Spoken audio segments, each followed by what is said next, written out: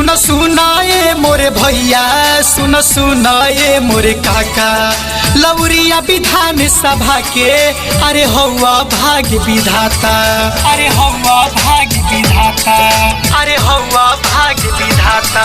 सुन सुनाए मोरे भैया, सुन सुनाए मोरे काका, लौरिया विधान सभा के अरे हौवा भाग्य विधाता।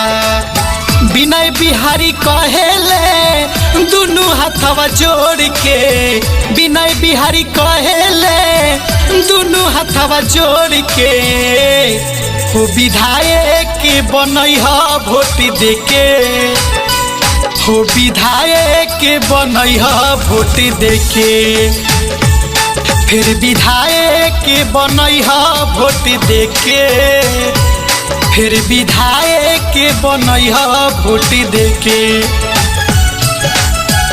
कमल के फूल छाप जिंदाबाद जिंदाबाद जिंदाबाद, लौरिया विधानसभा की जनता जिंदाबाद जिंदाबाद जिंदाबाद।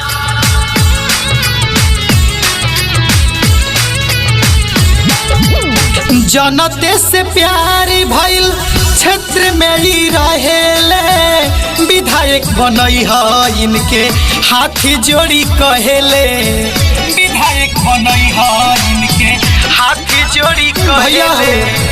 जनते से प्यारी भइल क्षेत्र में ही रहेले, विधायक बनई ह इहे हाथी जोड़ी कहेले।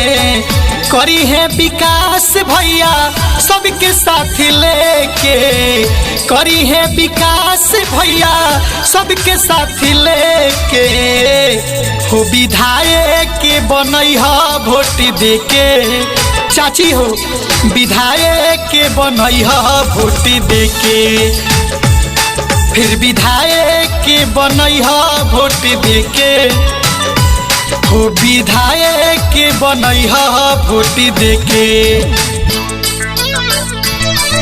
विनय बिहारी जिंदाबाद जिंदाबाद जिंदाबाद, विनय बिहारी जिंदाबाद जिंदाबाद जिंदाबाद, एनडीए गठबंधन जिंदाबाद जिंदाबाद जिंदाबाद।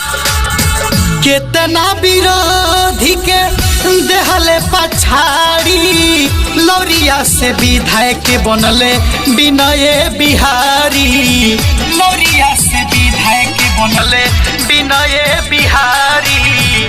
केतना विरोधी के देहले पछाड़ी, लौरिया से विधायक बनले विनय बिहारी। मौका एक बार देखल जाओ फिर से इनके देके, मौका एक बार देखल जाओ फिर से इनके देके, हो विधायक बनई ह वोट देके, चाची हो विधायक बनई ह वोट देके, हो विधायक बनई ह वोट देके, हो विधायक बनई ह वोट देके।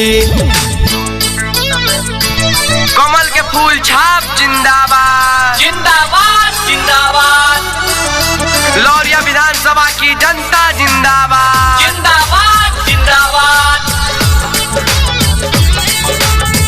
गरीब के रखे वाला हमन गरीबे में रहेले, सेवा सब कर करी है ये विनय बिहारी कहेले, सेवा सब कर करी है ये विनय बिहारी कहेले।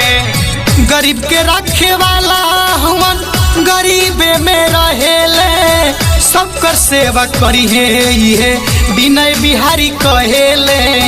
विनय आधी पानी हमन झोंका यही लेके, विनय आधी पानी हमन झोंका यही लेके, हो विधायक बनई ह वोट देके, चाची हो विधायक बनई ह वोट देके, हो विधायक बनई ह वोट देके, चाचा हो विधायक बनई ह वोट देके। विनय बिहारी जिंदाबाद जिंदाबाद जिंदाबाद, विनय बिहारी जिंदाबाद जिंदाबाद जिंदाबाद, एनडीए गठबंधन जिंदाबाद जिंदाबाद जिंदाबाद।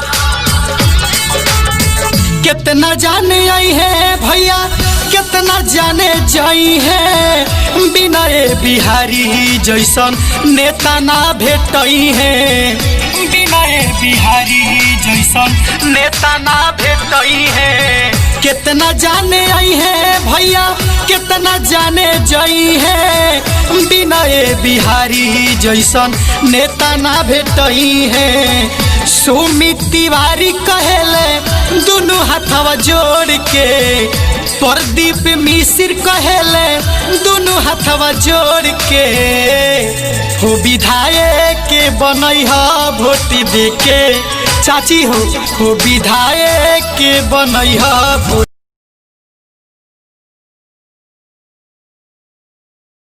वोट देके हो विधायक के बनई ह वोट देके।